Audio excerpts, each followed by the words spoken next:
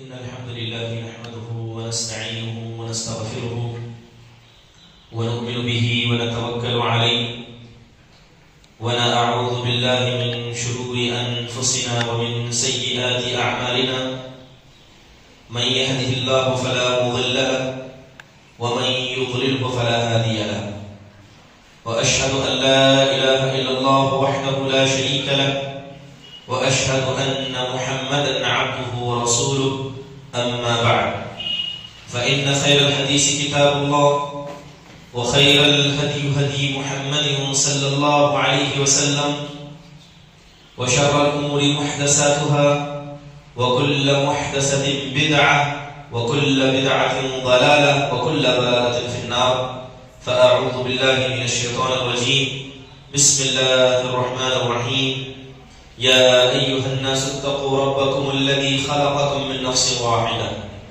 وخلق منها زوجها وبث منهما رجالا كثيرا ونساء واتقوا الله الذي تساءلون به والأرحام إن الله كان عليكم رقيبا يا أيها الذين آمنوا اتقوا الله حق تقاته ولا تموتن إلا وأنتم مسلمون يا أيها الذين آمنوا اتقوا الله وقولوا قولا سديدا يصلح لكم أعمالكم ويغفر لكم ذنوبكم ومن يطع الله ورسوله فقد فاز فوزا عظيما وقال الله سبحانه وتعالى يا أيها الذين آمنوا أطيعوا الله وأطيعوا الرسول وأولي الأمر منكم تمام قسم کی حمد و ثنا بڑائی کبریائی تعریف و توصیف اس اللہ وحدہ لا شریک کے لائق و زیبا ہے جس نے ساری انسانیت کو عدم سے وجود بخشا اور درود نازل ہو تمام انبیاء علیہ السلام پر جنہیں اللہ سبحانہ و تعالیٰ نے اپنی قوموں تک ہادی اور رہبر بنا کر بھیجا تھا، خصوصاً ہماری اور آپ کے آخر نبی جناب محمد رسول اللہ صلی اللہ علیہ وسلم کے ذات مبارک پر جنہیں اللہ تبارک و تعالیٰ نے رحمت للعالمین بنا کر بھیجا اور جنہیں اللہ تعالیٰ نے ایسی شریعت عطا کی جو شریعت رات کی تاریکی میں بھی دن کی طرح واضح اور روشن ہے۔ برادران اسلام، جب سے اللہ نے دنیا کو بقا بخشی، اللہ نے اپنے احکام اور اپنے فرامین لوگوں کے سامنے کھول کر بیان کر دیے تاکہ ایسا نہ ہو کہ لوگ اللہ تعالیٰ کے احکام کے مسئلے میں، رسول کے فرمان کے مسئلے میں اختلاف کر کے بیٹھ جائیں، آپس میں تعصب کرنے لگ جائیں، ایک دوسرے کے دشمن اللہ اور اس کے رسول کی کتاب اور اس کے سنت کے تعلق سے بن جائیں۔ اسی لیے ہمیں جگہ بجگہ قرآن کے اندر، حدیث کے اندر اس بات کی تعلیم دی گئی کہ جب بھی بات اختلاف کی ہو تو انسان ہمیشہ اللہ کی کتاب کو آگے رکھے، اس کے رسول کی سنتوں کو آگے رکھے، اس کے علاوہ تیسرا کوئی ایسا نہیں ہے جسے اللہ اور اس کے رسول کے بیچ میں فیصلے کے لیے رکھا جائے۔ جہاں تک اللہ اور اس کے رسول کی اطاعت کی بات ہے، قرآن میں اللہ فرماتا ہے کہ یا ایھا الذین آمنوا اطیعوا اللہ واطیعوا الرسول واولی الامر منکم، کہ اے ایمان والو تم اللہ کی اطاعت کرو، اس کے رسول کی اطاعت کرو، اور جو تمہارے یہاں اولی الامر ہیں، جو تمہارے ذمہ دار ہیں، چاہے علماء دین کے مسئلے میں ہو یا تمہارے قوات قائدین ہو، ان کی بات کو تم مانا کرو۔ ایک جگہ اللہ تبارک و تعالیٰ نے صاف طور پر اس بات کا اعلان کرتے ہوئے فرمایا کہ وَمَا كَانَ لِمُؤْمِنٍ وَلَا لِمُؤْمِنَةٍ إِذَا قَضَى اللَّهُ وَرَسُولُهُ أَمْرًا أَن يَكُونَ لَهُمُ الْخِيَرَةُ مِنْ أَمْرِهِمْ، کہ جب اللہ تبارک و تعالیٰ اور اس کے رسول کوئی فیصلہ کر دے تو کسی مومن مرد کے لیے اور نہ کسی مومن عورت کے لیے یہ جائز ہے کہ وہ اللہ اس کے رسول کے فیصلے کو چھوڑ کر کوئی تیسری راہ اختیار کر دے۔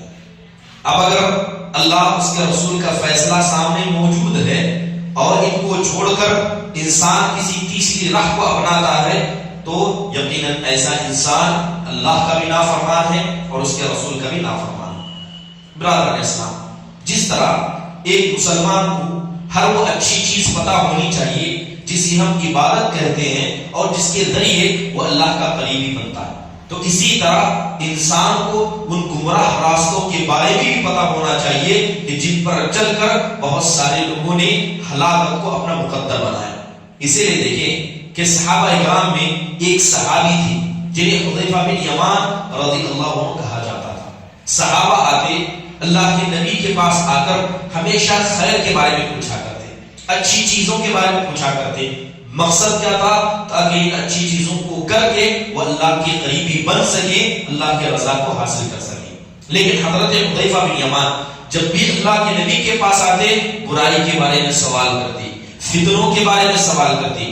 حدیث کے اندر آتا ہے, حضرت حذیفہ خود کہتے ہیں کہ کان الناس يسألون رسول اللہ عن الخیر وكنت اسألهم عن الشر, کہ لوگ اللہ کے نبی کے پاس آ کر اچھے اعمال کے ذریعے بھلے اعمال کے بارے میں سوال کرتے, لیکن میں اللہ کے نبی کے پاس جاتا تو برائی برے اعمال کے بارے میں سوال کرتا, مخافت ان یدرکنی, اس ڈر سے کہ ہمیں صرف اچھے اعمال پتا ہو اور برے اعمال کے بارے میں ہمیں نہ پتا ہو تو قریب ہے کہ ہم اچھا عمل کرتے ہوئے بھی برائی میں واقع نہ ہو جائے. یقیناً یہ انسان کا کردار ہے. انسان جس طرح اللہ, اس کے رسول اور ان کے فرامین ہیں ان کو جانتا ہے, اسی طرح برائی کے راستوں کے بارے میں بھی علم رکھے تاکہ ان برائی کے راستوں میں وہ کبھی واقع نہ ہو سکے. اللہ کے نبی صلی اللہ علیہ وسلم حجۃ الوداع کے موقع پر تھے. آپ علیہ الصلوۃ والسلام نے صحابہ کو اپنے سامنے اکٹھا پایا تو انہیں نصیحت کی. حدیث کے اندر آتا ہے کہ اللہ کے نبی نے اتنی جامع, اتنی پر اثر اور دل سے نکلنے والی آواز کے ذریعے نصیحت کی کہ جتنے لوگ وہاں موجود تھے سب کے دل لرزہ ہو گئے, آنکھوں سے آنسو بہنے نکل گئے, روگٹے کھڑے ہو گئے. صحابہ سمجھ گئے کہ اللہ کے نبی کی یہ نصیحت اس انسان کی نصیحت ہے جو اپنے گھر والوں کو الوداع کر رہا ہے, جو کبھی ان کو دوبارہ دیکھنے والا نہیں. اللہ کے نبی صلی اللہ علیہ وسلم نے اس نصیحت میں فرمایا, اوصیکم بتقوی اللہ والسمع والطاعہ. اللہ کے نبی وصیت اور نصیحت کرتے ہوئے کہتے ہیں کہ میں تمہیں تقوی کی وصیت کرتا ہوں.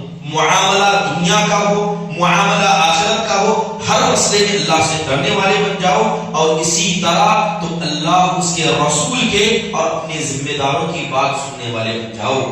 اللہ کے نبی صلی اللہ علیہ وسلم نے فرمایا, وَمَن يَعِشْ مِنكُم بَعْدِي فَسَيَرَىٰ اخْتِلَافًا كَثِيرًا فَعَلَيْكُم بِسُنَّتِي وَسُنَّةِ الْخُلَفَاءِ الرَّاشِدِينَ الْمَهْدِيِّينَ عَضُّوا عَلَيْهَا بِالنَّوَاجِذِ.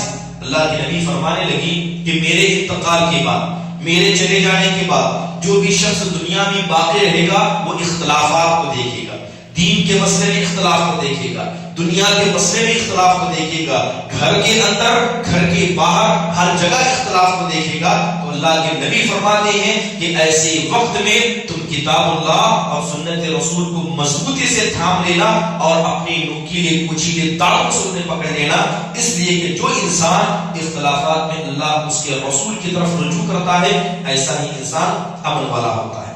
برادر اسلام, اللہ کے نبی نے اس حدیث میں بتا دیا کہ میرے بعد فتنے واقع ہوں گے, اور اکثر محدثین کا کہنا ہے کہ ان فتنوں سے مراد وہ فتنے ہیں جو انسان کے دین میں ڈال دیے جاتے ہیں, اختلافات دین کے اندر پیدا کیے جاتے ہیں. ایک مرتبہ اللہ کے نبی صلی اللہ علیہ وسلم مسجد میں داخل ہوئے تو صحابہ اکرام کو آپ نے دیکھا, عشاء کا وقت تھا.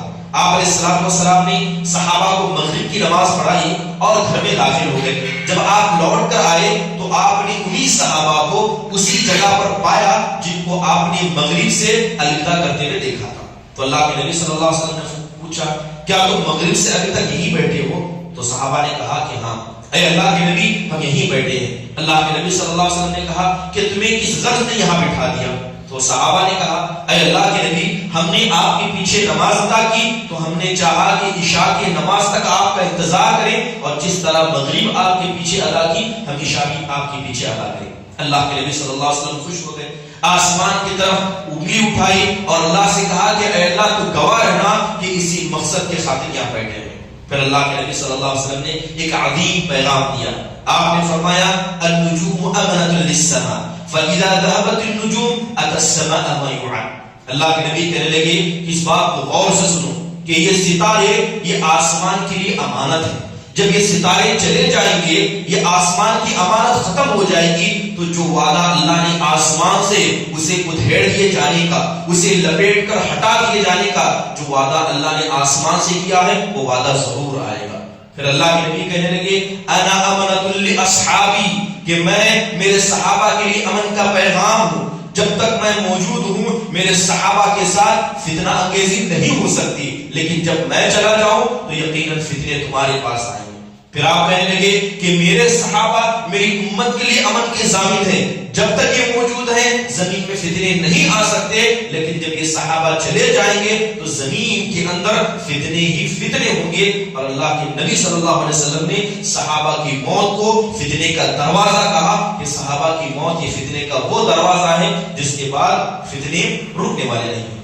برادران اسلام، اتنی ساری باتیں بتانے کا مقصد یہ ہے کہ اطاعت رسول، اللہ اور اس کے رسول کی بات ماننا، اور جن فتنوں کے بارے میں اللہ کے نبی نے ہمیں خبر دیا ہے ان فتنوں سے بچ کر رہنا، خاص کر ایسا فتنہ جو انسان کو سنت کے مسئلے سے لے کر حرام کے درجے تک لے جاتا ہے۔ ابھی بتایا جائے گا کہ کس فتنے کی اصل میں گفتگو کی جا رہی ہے۔ برادران اسلام، یقیناً صحابہ اکرام کی زندگیاں اللہ کے نبی صلی اللہ علیہ وسلم کے فرمان کو سن کر اس پر عمل کرتے ہوئے کٹی۔ صحابہ اکرام نبی صلی اللہ علیہ وسلم کے فرمان کا انتظار کرتے کہ آپ کا حکم آئے اور ہم اس پر فوراً عمل کرنے لگ جائیں، چاہے اللہ کے نبی صلی اللہ علیہ وسلم نے اس کام سے پورے طور پر منع کیا ہو یا کسی کام سے آگے طور پر منع کیا ہو۔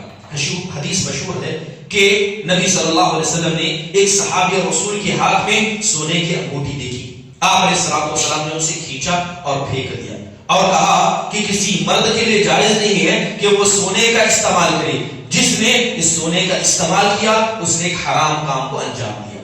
اب جب اللہ کے نبی صلی اللہ علیہ وسلم نے اس صحابی رسول کے ہاتھ سے انگوٹھی پھینک دی تو وہ صحابی پلٹ کر جانے لگے، تو جو دیگر صحابہ کچھ مجلس میں موجود تھے انہوں نے کہا کہ اللہ کے نبی نے انگوٹھی کو پہننے سے منع کیا ہے، اس کے استعمال سے یا اس کو بیچ کر فائدے سے منع نہیں کیا ہے، اس کو تم اٹھا لو۔ وہ جذبہ جو صحابی کے اندر نبی کی محبت کا اور اطاعت رسول کا تھا، وہ کہنے لگے کہ ایسے انگوٹھی کو میں اٹھاؤں تو کیسے اٹھاؤں جس انگوٹھی کو اللہ کے نبی نے پھینک دیا، جس کو میرے نبی نے پھینک دیا اس کو کبھی میں اٹھا نہیں سکتا۔ یہ اللہ کے نبی سے محبت، آپ کے زبان سے نکلے ہوئے فرمان سے محبت، آپ کی کیے ہوئے کردار سے محبت کی ایک زندہ علامت تھی۔ حدیث کے اندر آتا ہے کہ ایک مرتبہ حضرت عبداللہ بن عمر رضی اللہ عنہ نے اپنی بیوی کو مسجد میں جانے سے روک دیا اور کہا کہ تم مسجد مت جایا کرو، تو انہیں بتایا گیا کہ اللہ کے نبی صلی اللہ علیہ وسلم نے منع کیا ہے کہ خواتین کو مسجد میں جانے سے نہ روکا جائے، اگر یہ اللہ کی بندیاں مسجد جانا چاہتی ہیں تو انہیں جانے دیا جائے۔ تو وہ صحابی رسول جن کے چہرے پر مسکراہٹ ہوتی، ہمیشہ پیار و محبت سے گفتگو کرنا ان کا قرہ امتیاز تھا، جیسے ہی عبداللہ بن عمر نے کہا کہ میں ان کو جانے سے ضرور روکوں گا تو حضرت عمر کا غصہ ابل اٹھا۔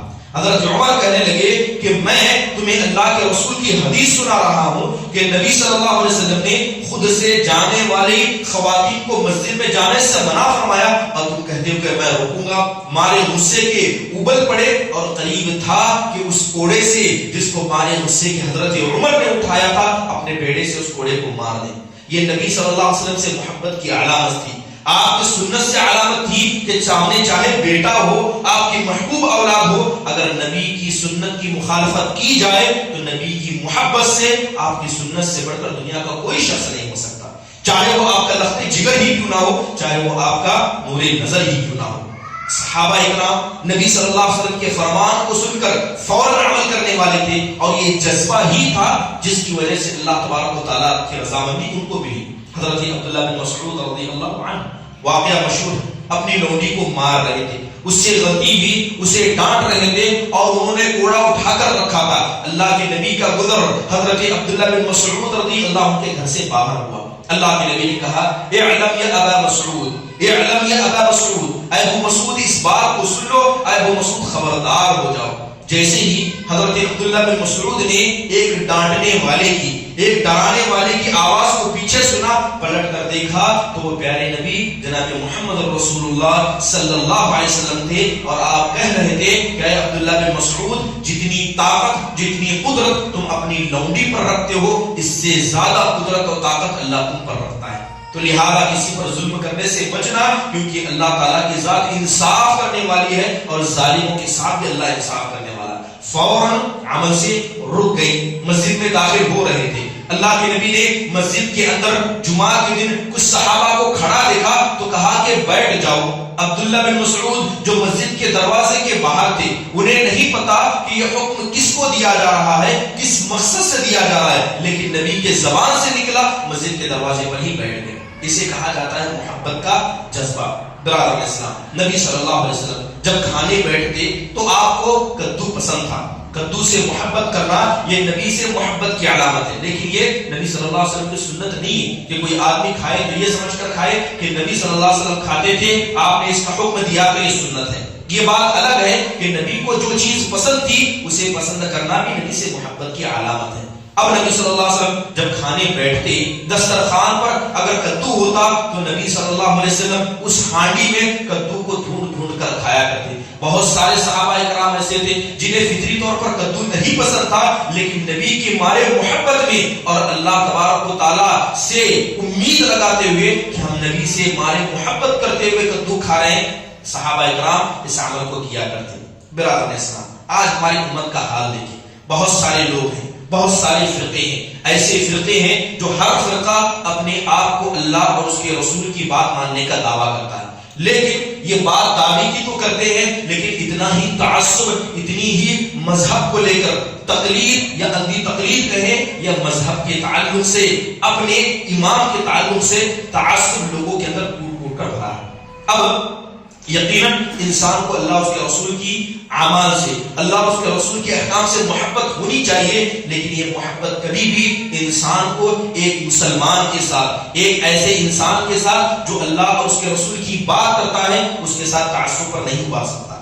آج ہمارے یہاں امت کے کئی سارے فرقے ہیں، ہر فرقہ جو اس کے پاس ہے اس سے خوش ہے، کسی کو فرق نہیں پڑتا کہ انسان حق کی تلاش کرے، کہ اگر کوئی دوسری جماعت آپ سے اختلاف کرتی ہے تو اللہ اس کے رسول کا فرمان یہ ہے کہ آپ جانچ کریں، سامنے والا کہہ رہا ہے تو بات درست ہے یا غلط ہے، بنسبت اس کے بدیگر اس کے کہ آپ اپنے مسلک کو پکڑ لیں اور صحیح اور غلط کی تلاش کرنا ہی چھوڑ دیں۔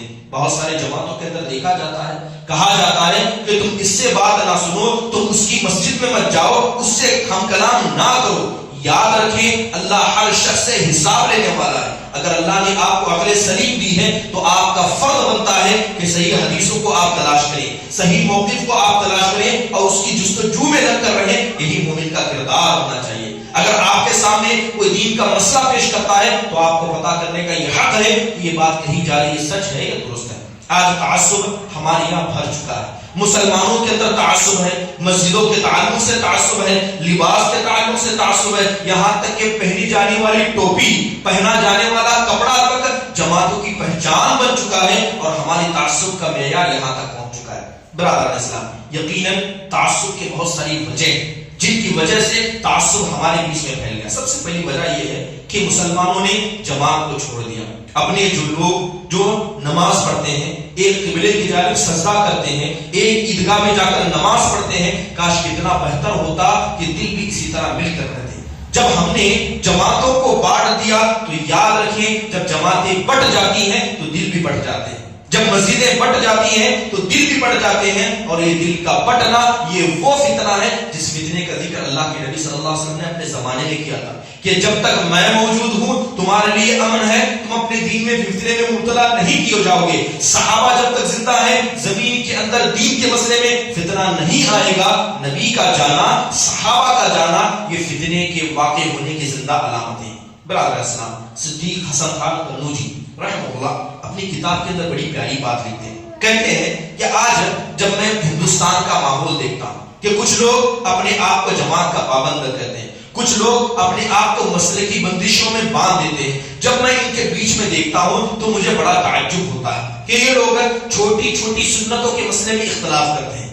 ہاتھ جو ہے سینے پر باندھا جائے یا ناف کے نیچے باندھا جائے، مسجد کے اندر جب نماز پڑھایا جائے آمین زور سے کہی جائے یا کم کہا جائے؟ ایک بات سن لیں کہ اگر کوئی انسان نماز کے اندر آمین نہیں کہتا ہے تو اس سے کسی کی نماز باطل نہیں ہوتی ہے، ثواب کم ہوتا ہے، کیونکہ نبی صلی اللہ علیہ وسلم نے اس کا حکم دیا ہے۔ اگر کوئی انسان سینے پر ہاتھ نہیں باندھتا ہے تو اس کی وجہ سے اس کی نماز خراب نہیں ہوتی ہے، ثواب میں کمی آتی ہے۔ یہ نماز کی سنتیں ہیں۔ یہ کیا ہے؟ نماز کی سنتیں۔ صدیق حسن خان قنوجی رحمہ اللہ فرماتے ہیں کہ لوگوں نے سنت کے مسئلے میں اختلاف کیا، سنت کے مسئلے میں اختلاف کیا، آمین زور سے بولا جائے، کم بولا جائے، ہاتھ سینے پر رکھا جائے، ناف کے نیچے رکھا جائے۔ سنت تھی، نماز کے سنن میں تھی، لیکن اس کی وجہ سے ہوا کیا؟ لوگوں نے آپس میں ایک دوسرے سے چہرے پھیرنا بند کر لیا، ایک دوسرے کو سلام کرنا بند کر لیا، ایک دوسرے پر ہاتھ اٹھایا، مسجدوں کو گرایا گیا، یہاں تک کہ ایک دوسرے کی مسجد میں داخل ہونے سے رک گئے، جو کہ حرام کام تھا۔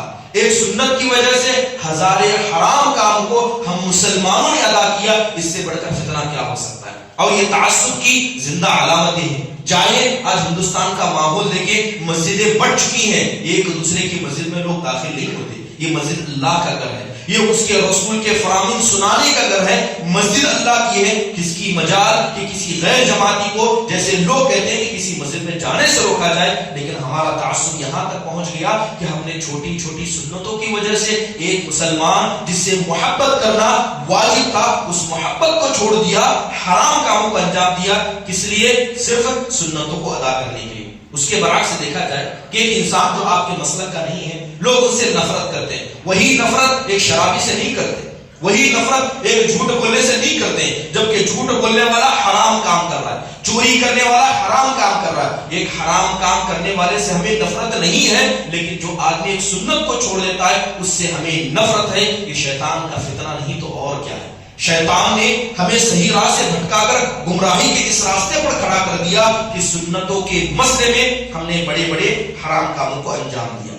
تعصب کی دوسری وجہ وحی سے اعراض کرنا، اللہ اس کے رسول کے صحیح حدیث سے اعراض کرنا ہے۔ اس کے علاوہ تعصب کے ایک بڑا مرتبہ یہ ہے کہ لوگوں نے اپنے علماء کو، لوگوں نے اپنے اماموں کو نبی صلی اللہ علیہ وسلم کا درجہ دے دیا۔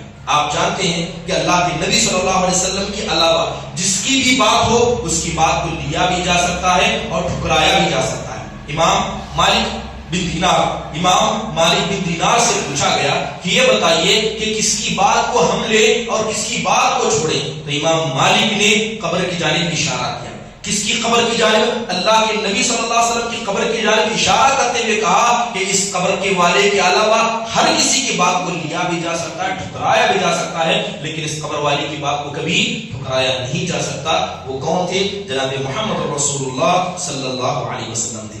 اس تعصب کی وجہ سے ہمارے یہاں بہت سارے نقصانات ہوئے۔ سب سے پہلا نقصان یہ ہوا کہ انحراف لوگوں میں بڑھ گیا، سنت سے دوری لوگوں میں ہو گئی۔ ایک وقت تھا کہ لوگ اللہ اس کے رسول کی باتیں مانا کرتے، اب لوگ اپنے اماموں کی باتوں کے پیچھے لگ گئے، اپنے علماء کی باتوں کے پیچھے لگ گئے کہ ہمارے عالم نے جو کہا وہی سچ ہے، فرق نہیں پڑتا کہ وہ بات اللہ کے رسول کی ہے یا نہیں ہے، بس ہمارے امام نے کہہ دیا، ہمارے جو مصلی ہیں، ہمارے جو نمازی انہوں نے کہہ دیا، اس بات کو مان لیا جائے۔ اس کی وجہ سے امت کے اندر انحراف بڑھ گیا۔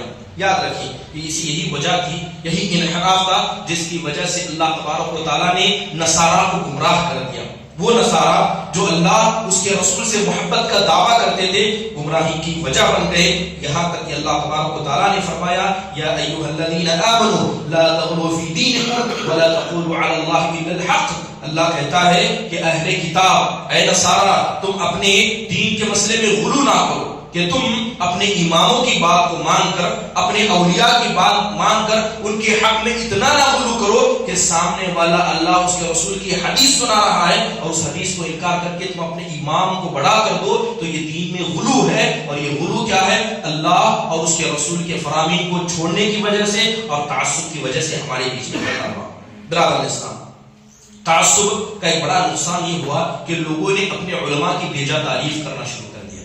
یہ نہیں سمجھتے کہ ان کا عالم سچ بات کہہ رہا ہے، غلط بات کہہ رہا ہے، اپنی منمانی کر رہا ہے، حدیث کی تفسیر اپنے سے بیان کر رہا ہے، قرآن کی تفسیر اپنے سے بیان کر رہا ہے، بس ہمارے عالم نے کہہ دی تو بات سچ ہے، اور ان کی خدمت میں جھوٹی جھوٹی تعریفیں پیش کی جاتی ہیں، ایسی تعریفیں جس تعریف کو اللہ کے رسول تک پسند نہیں کرتے تھے۔ ایک وفد وفد بنی عام کے نام سے ایک وفد اللہ کے نبی صلی اللہ علیہ وسلم کے پاس آئے، نئے نئے مسلمان ہو کر آئے تھے. آتے ہی نبی صلی اللہ علیہ وسلم کے ہاتھوں کو پکڑ لیا اور آپ سے کہنے لگے انت سیدنا انت خیرنا وابن خیرنا، اے اللہ کے نبی آپ ہمارے سردار ہیں، آپ ہمارے سردار ہیں، آپ ہمیں سب سے معزز ہیں اور ایک معزز باپ کے بیٹے ہیں. اللہ کے نبی صلی اللہ علیہ وسلم کو یہ تعریف پسند نہیں آئی. اللہ کے نبی نے کہا السید هو اللہ، سردار تو اللہ ہے، سردار تو اللہ ہے. میری تعریف ایسے نہ کرو جس کا میں حقدار نہیں ہوں، بلکہ وہی کہو جو اللہ نے کہا. اللہ نے مجھے اس کا بندہ اس کا رسول بنایا تو یہ کہو کہ یہ اللہ کے بندے اور رسول ہیں. یہ مت کہو کہ یہ آقاؤں کے آقا ہیں، سرداروں کے سردار ہیں. اور آج تو لوگوں نے اپنے اماموں کے ساتھ یہ کر لیا، جبکہ یہ چیز اللہ کے نبی صلی اللہ علیہ وسلم تک کو پسند نہیں تھی. اس کی وجہ کیا ہے کرنے کی؟ صرف تعصب ہے. ہمارے تعصب کے لوگ اپنے اماموں کو نبی صلی اللہ علیہ وسلم کے درجے تک پہنچا دیتے ہیں. تعصب کی بڑی وجہ کیا بنی؟ حق سے لوگ پیچھے بھاگ گئے.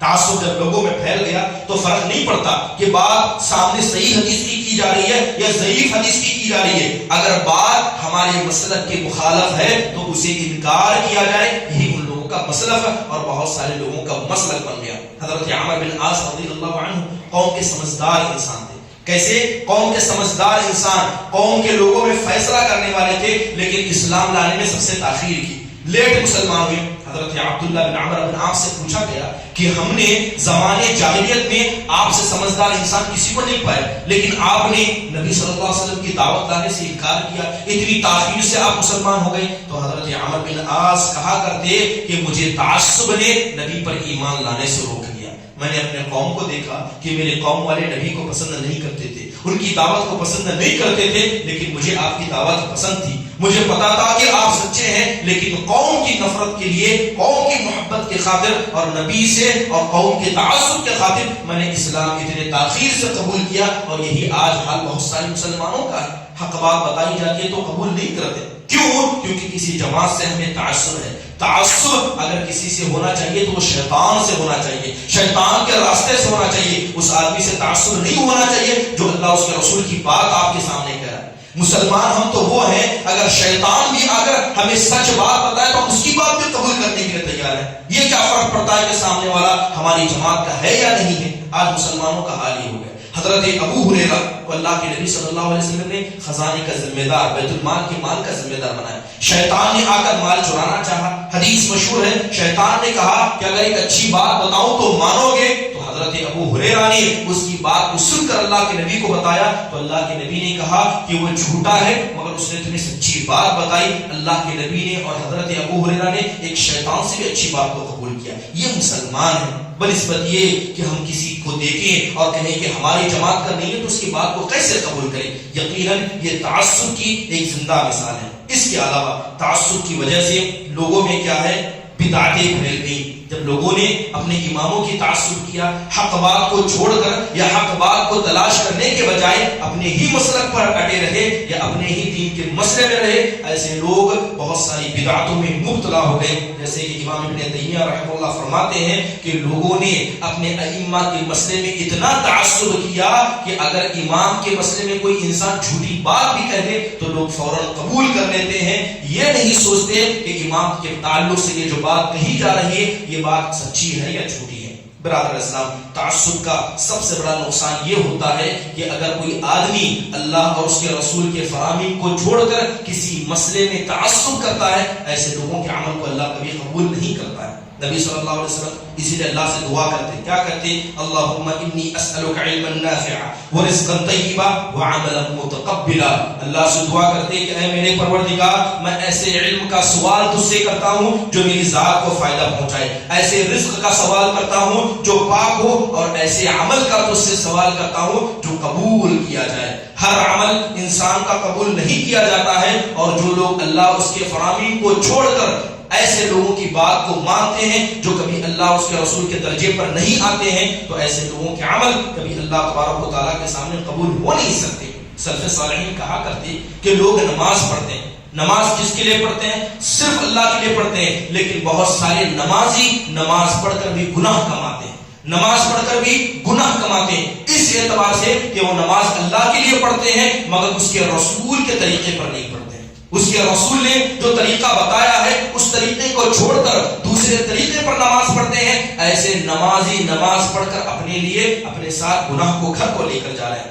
برادر اسلام، سعید بن مسیب رحمہ اللہ نے ایک آدمی کو دیکھا مسجد میں۔ وہ آدمی آیا، فجر کے بعد کا وقت تھا، فجر کے بعد وہ آدمی نمازیں پڑھ رہا تھا۔ اس نے 2 رکعت ادا کی، 4 رکعت ادا کی، یہاں تک کہ اس انسان نے 6 رکعت فجر کی نماز کے بعد ادا کی۔ تو حضرت سعید بن مسیب نے کہا، کیا تمہیں ڈر نہیں لگتا کہ اللہ تمہیں عذاب دے گا؟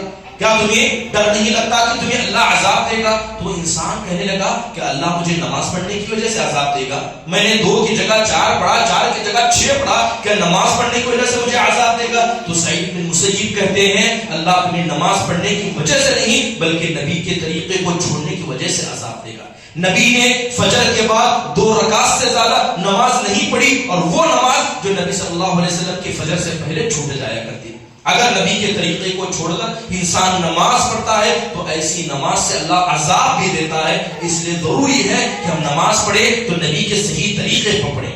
اگر صرف عبادت کرنا مقصود ہوتا، صرف سجدہ کرنا مقصود ہوتا تو یاد رکھے بہت سارے سجدے کرنے والے چہرے اللہ کے سامنے قیامت کے دن لائے جائیں گے اور سب کو جہنم رسید کر دیا جائے گا۔ حدیث کے اندر آتا ہے، آپ نے خوارج کے بارے میں سنا ہے کہ خوارج کون سی قوم ہے؟ یہ خوارج ایک ایسی قوم ہے جو عبادت کرنے والوں میں یا عبادت کرنے کے اعتبار سے صحابہ سے بھی بہتر تھے۔ ایک مرتبہ حدیث کے اندر آتا ہے اور اللہ علماء نے اس حدیث کو صحیح قرار دیا ہے کہ نبی صلی اللہ علیہ وسلم مسجد میں داخل ہوئے، آپ نے ایک انسان کو نماز پڑھتے ہوئے دیکھا، بڑا لمبا رکوع کرتے ہوئے، بڑے لمبے سجدے کرتے ہوئے اللہ کے نبی نے دیکھا۔ مسجد سے باہر نکلے تو آپ نے حضرت ابوبکر سے ملاقات کی، کہا کہ کون ہے اور جائے اس آدمی کو قتل کر دے جو مسجد کے اندر ہے۔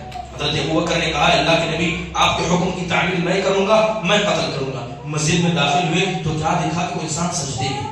اب سجدے میں مسجد کے اندر کسی کو کیسے قتل کرے؟ حضرت ابوبکر مسجد سے باہر چلے آ کر کہنے لگے اے اللہ کے نبی میں نے تلوار تو کھینچ لی تھی مگر میں نے اس انسان کو سجدے کی حالت میں پایا تو مجھے حیا محسوس کی کہ ایسے انسان کو کیسے قتل کروں۔ کچھ دیر ہوا، حضرت عمر آئے، اللہ کے نبی نے کہا کہ کون ہے جو اس آدمی کو قتل کرے جو مسجد کے اندر ہے؟ حضرت عمر رضی اللہ عنہ نے حضرت ابوبکر کے ہاتھ سے تلوار لی، کہا کہ اللہ کے نبی میں جاتا ہوں۔ مسجد میں اندر گئے تو کیا دیکھتے ہیں کہ اس انسان کو سجدے میں پایا۔ جب اللہ کے نبی مسجد میں آئے، آپ نے نماز ادا کی اور جانے لگے، وہ سجدے میں ہی تھا۔ حضرت ابوبکر آئے، وہ سجدے میں تھا۔ حضرت عمر آئے، وہ سجدے میں تھا۔ اتنا لمبا سجدہ وہ کر رہا تھا۔ حضرت عمر مسجد میں آئے، سجدہ کرتا ہوا دیکھا تو آ کر کہنے لگے اے اللہ کے نبی ایسے انسان کو میں کیسے قتل کروں جو مسجد کے اندر سجدہ کر رہا ہے۔ کچھ دیر ہوئے، حضرت علی آئے، اللہ کے نبی نے حضرت عمر سے تلوار لی، حضرت علی کے ہاتھ میں دی، اے علی جاؤ مسجد کے اندر جو شخص ہے اسے قتل کر دو۔ اللہ کے نبی صلی اللہ علیہ وسلم کی بات سن کر علی مسجد میں آئے تو اس انسان کو تب بھی سجدہ کرتے ہوئے پایا۔ اس کے بعد اللہ کے نبی صلی اللہ علیہ وسلم نے کہا کہ تمہاری امت کے اندر بہت سارے لوگ ایسے آئیں گے جو اتنے لمبے سجدے کریں گے جتنے لمبے سجدے میں نے بھی نہیں کیے۔ یہ امت کا فتنہ ہے اور ایسے انسان کو جو قتل کرے گا وہ حق پر ہوگا۔